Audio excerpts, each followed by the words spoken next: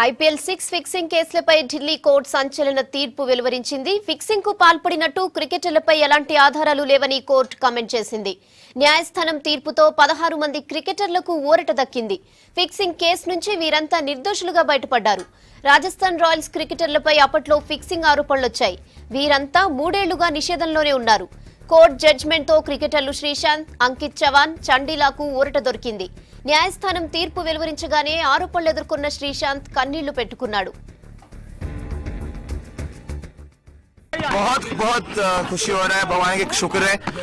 अभी कोशिश यही करूंगा कि जितना जल्दी हो सके ट्रेनिंग शुरू करें प्रॉपर्ली और मेरे को अलाउड कुछ नहीं था। hopefully I can get permission from BCCI to use the facility so that I can get fit and come into the selection process. Shrishant, क्या बरी होने की उम्मीद थी? Just one second, Shrishant. You know, it's all that you cried out there at the court. That's important to us. But we want to understand that are you somebody who's going to not play cricket anymore?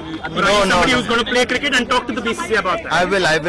I'm born to play cricket, and I know I have been in the news for the movies and all that, but everybody knows I'm a cricketer first, and I was just waiting. I was just making sure I don't get blocked down in life. I want to play cricket, and God's grace, BCCI, honestly, they have been very supportive.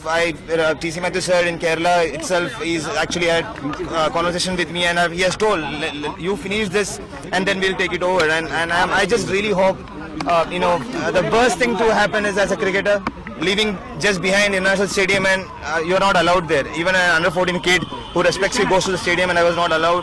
I went through a lot of things, but that's past, and I would love to go tomorrow and run there, man. I mean, that will be. I had told when my wife is here in Delhi, my baby.